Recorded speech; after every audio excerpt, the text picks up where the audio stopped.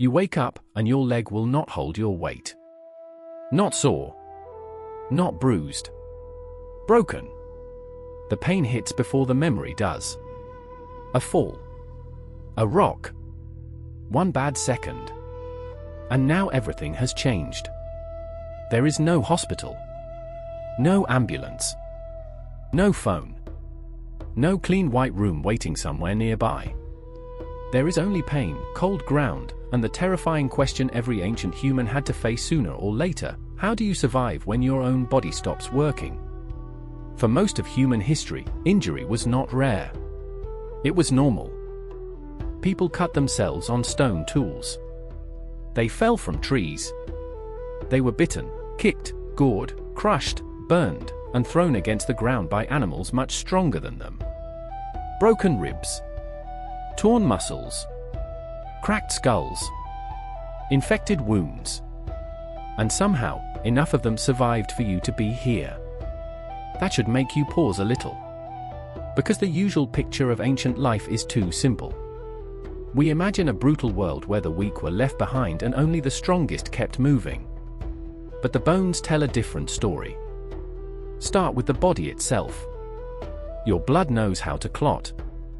Your immune system knows how to fight. Your bones know how to grow back across a break. None of that came from modern medicine. Healing is ancient. It is old software running inside you right now. The same process that repairs your body today was already working inside someone shivering in an Ice Age cave. But the body alone was not enough. A person with a shattered leg cannot hunt. They cannot gather food. They cannot run from predators. They cannot protect themselves if the night goes bad. So something else had to exist. Care. Not soft, sentimental care. Survival care. Someone had to bring food. Someone had to keep watch. Someone had to decide, we are not leaving this person behind. And that is where Shanidar Cave becomes hard to ignore. In the mountains of northern Iraq, archaeologists found the remains of a Neanderthal man known as Shanidar I. He lived around 45,000 years ago, and his body had been through hell. A blow to the head may have blinded him in one eye. One arm was withered, possibly useless. A bone in his foot had healed after a fracture, meaning he likely limped for the rest of his life. Here is the part that matters. He healed. He lived long enough for those injuries to repair. A man that injured could not have survived alone. He could not chase animals. He could not travel easily. He could not defend himself the way others could. So someone helped him.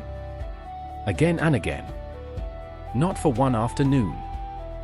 For years. Picture that for a second. A cold cave. A small fire. A wounded man resting near the heat while others move around him.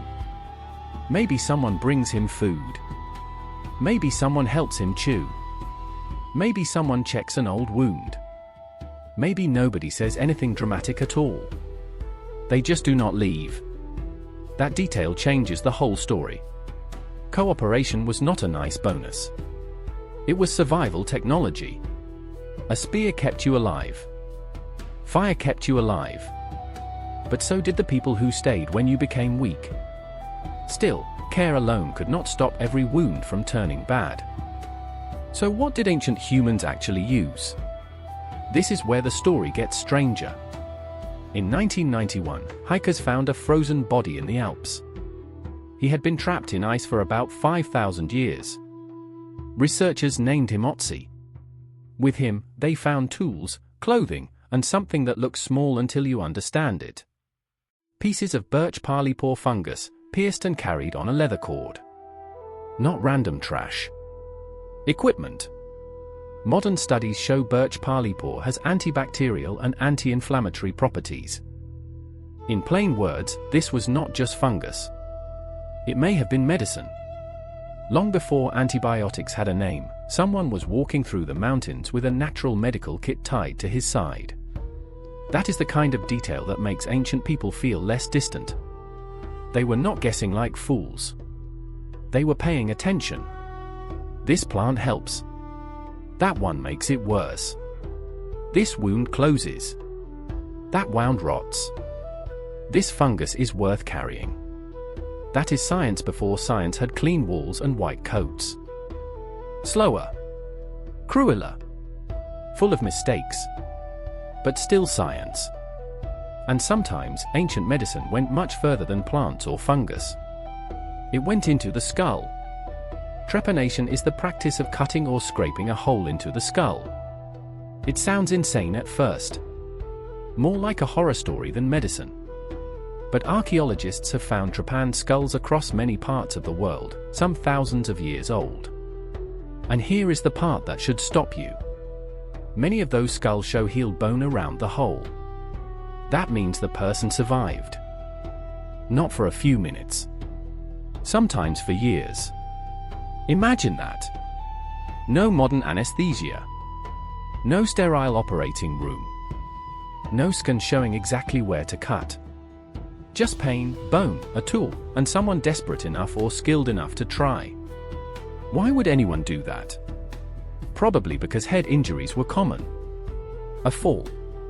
A blow. A rock. A fight. Pressure building inside the skull could kill someone. Removing a damaged piece of bone might give them a chance. A terrifying chance. But a chance. And in some places, survival rates were much higher than you would expect. Not zero. Not even close. That matters because we often assume prehistoric injury was basically a death sentence. A broken leg? Dead. A deep cut? Dead. A cracked skull? Definitely dead. But the bones keep saying otherwise. Healed fractures appear again and again in ancient remains. Not as one impossible miracle, but as a pattern. People were hurt badly. And some of them lived. That only happens when three things work together. The body can heal. The group protects the injured. And knowledge gets passed on. Not from books. From memory. From watching. From someone saying, maybe without words, do this. Not that. This one helps.